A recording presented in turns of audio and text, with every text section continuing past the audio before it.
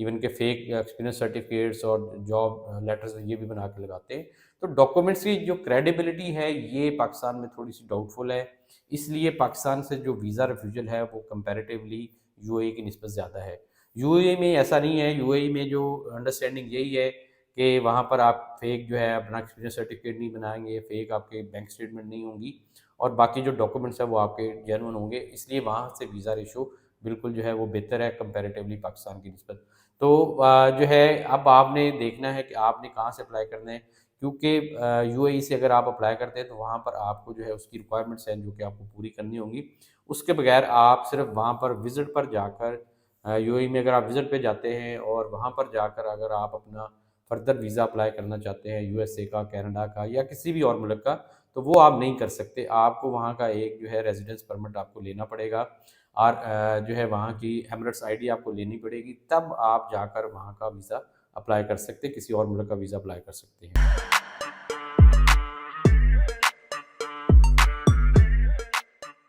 अस्सलाम वालेकुम दोस्तों, मैं हूं तनवीर अब्बास और आप देख रहे हैं मेरा यूट्यूब चैनल WSL कंसल्टेंट।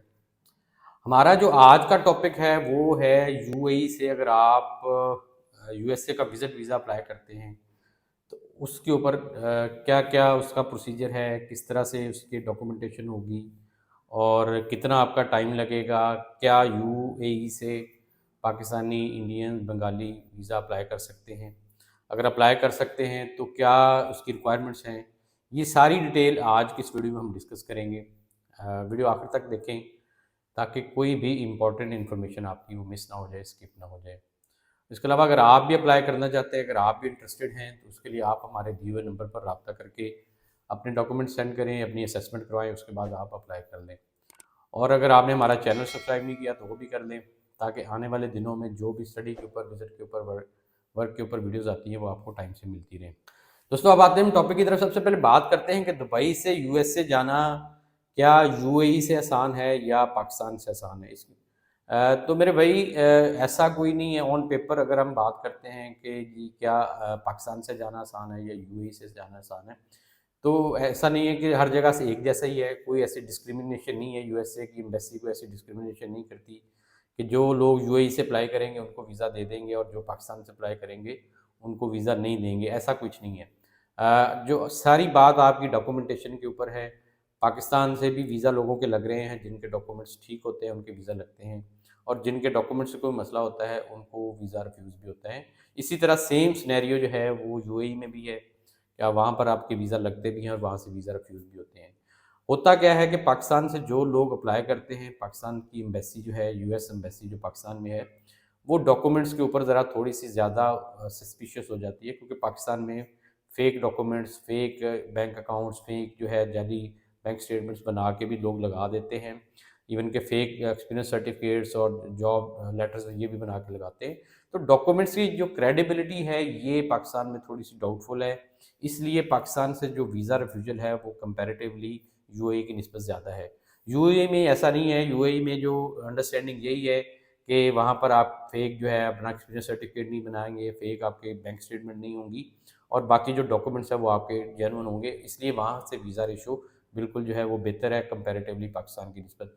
तो जो है अब आपने देखना है कि आपने कहाँ से अप्लाई करना है, क्योंकि यूएई से अगर आप अप्लाई करते हैं तो वहाँ पर आपको जो है उसकी रिक्वायरमेंट्स हैं जो कि आपको पूरी करनी होंगी।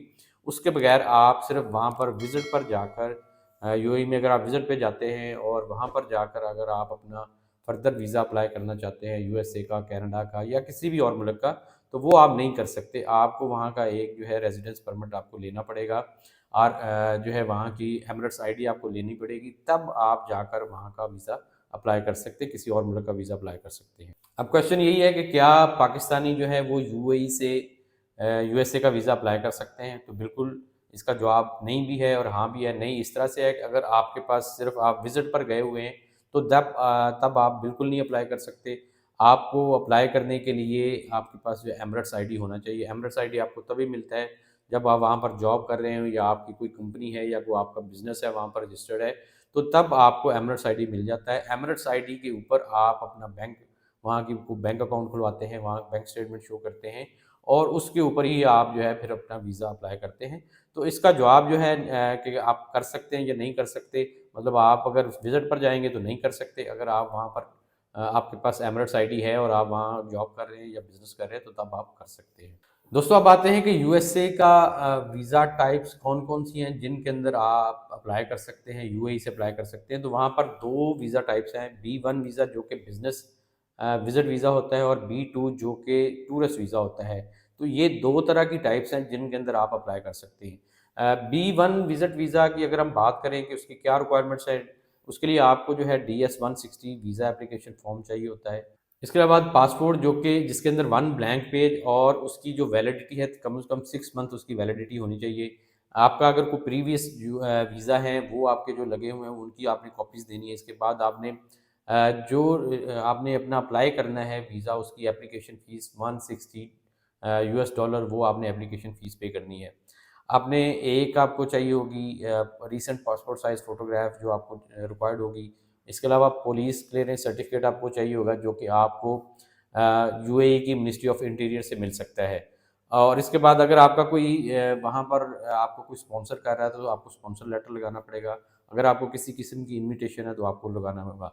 बाकी आपको वहाँ की होटल बुकिंग और जो है टिकट रिजर्वेशन ये आप साथ लगा के अपना वीज़ा एप्लीकेशन फ़ाइल कर सकते हैं। अब आते हैं कि अगर आपने टूरिस्ट वीज़ा अप्लाई करना है तो बाकी जो आपकी रिक्वायरमेंट सेम होगी। आपने एक कवर लेटर लिखना है जिसके अंदर आपने पूरा ट्रैवल प्लान देना है और इसके अलावा बैंक स्टेटमेंट्स आपको जो ये शो करने के लिए कि आप वहाँ पर जो भी जा रहे हैं आपकी उसके एक्सपेंसेस आप खुद बेयर कर रहे हैं, या अगर आपका कोई फैमिली का बंदा आपको इनवाइट कर रहा है, वो आपको दोस्त इनवाइट कर रहा है तो उसका जो है इनविटेशन साथ में अटेस्टेड इनविटेशन लगाएंगे, उसके ऊपर आप अप्लाई कर सकते हैं। तो दोस्तों ये थे डॉक्यूमेंट्स जो कि आपको बी वन और बी टू वीज़ा के लिए रिक्वायर्ड हो सकते हैं। इसके अलावा आपने अपनी जो टाइज़ कैसे शो करनी है यूएई के साथ, आपने अपनी टाइज़ कैसे शो करनी है, आपने अपना प्रूफ ऑफ देना है या आपकी जो भी वहाँ पर जॉब है उसका आपने प्रूफ देना है, अपनी सैलरी स्लिप्स देनी है। इसके अलावा आपने प्रॉपर्टी अगर आपकी कोई आपने वहाँ पर रेंट के ली हुई है, जो आपकी रेंट डीड बनी हुई है, लीज़ ली हुई है, तो उसके आपने डॉक्यूमेंट्स देने हैं। आपका इसके अलावा job contract, valid job contract होना चाहिए, लेटर ऑफ एम्प्लॉयमेंट होना चाहिए, 3 मंथ्स पे स्लिप्स होनी चाहिए, प्रूफ ऑफ फैमिली, आपकी जो डिपेंडेंट्स हैं उनका प्रूफ आपने देना है। तो ये 4 चीज़ें अगर आप लगाएंगे तो आपका जो है टाइज जो है पाकिस्तान के साथ, यूएई के साथ ये आपकी शो हो जाती है और इससे ऊपर आप वीज़ा अपना फाइल करते हैं। अब आते हैं कि आपने वीज़ा कैसे फ़ाइल करना है। यूएस एम्बेसी अबू धाबी या यूएस कौंसलेट जनरल दुबई में आपने ऑनलाइन अपॉइंटमेंट बुक करनी है और अपना वीज़ा फॉर्म DS-160 फिल करना है और अपनी जो वीज़ा एप्लीकेशन फ़ीस है $160 वो आपने पे कर देनी है।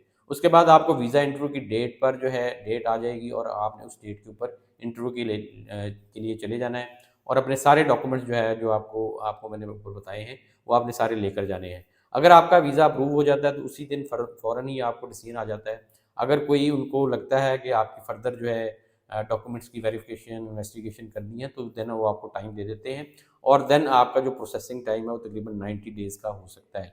इसलिए जब आपने प्लान करना है, अपना ट्रैवल प्लान करना है तो आपने इसके अकॉर्डिंग ही प्लान करना है कि आपके पास अगर आपका फर्स्ट ईयर 90 डेज़ आपको लग जाते हैं तो देन 90 डेज़ का गैप आपके पास होना चाहिए, 90 डेज़ का मार्जिन होना चाहिए। उसके अंदर अंदर आपने जो है इस चीज़ों को अपनी को मैनेज करना है, ताकि ये ना हो कि आप अगर 1 हफ़्ते के बाद का प्लान लेकर जाते हैं और वीज़ा आपको नहीं मिलता, वो 90 डेज़ बाद मिलता है, तो फिर आपका ऑटोमेटिकली वीज़ा रिफ्यूज़ समझा जाएगा क्योंकि आपने वो अपना प्लान ही आपका ख़राब हो गया।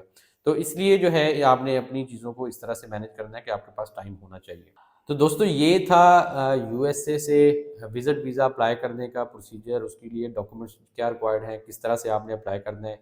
तो ऐसे मेरे भाई जो यूएई में हैं और वो वहाँ से यूएसए का वीज़ा अप्लाई करना चाहते हैं तो इस वीडियो को देखकर वो अपनी डॉक्यूमेंटेशन कर सकते हैं। अगर उनको लगता है वो सारे इस क्राइटेरिया को मीट करते हैं, ये सारी चीज़ें उनके पास हैं तो वो ज़रूर इसके लिए अप्लाई करें, चांस लेना चाहिए। क्योंकि यही आप बाहर तो ऑलरेडी हैं, अगर आपको अच्छा कोई अपॉर्चुनिटी मिलती है तो वो भी आपको ज़रूर अवेल करनी चाहिए। दोस्तों उम्मीद करता हूँ आपको वीडियो पसंद आई होगी, पसंद आई इसको लाइक और शेयर कीजिएगा। मज़ीद वीडियोज़ के लिए आप हमारा चैनल सब्सक्राइब कर सकते हैं। इसके साथ ही इजाज़त चाहता हूँ। अल्लाह हाफ़िज़।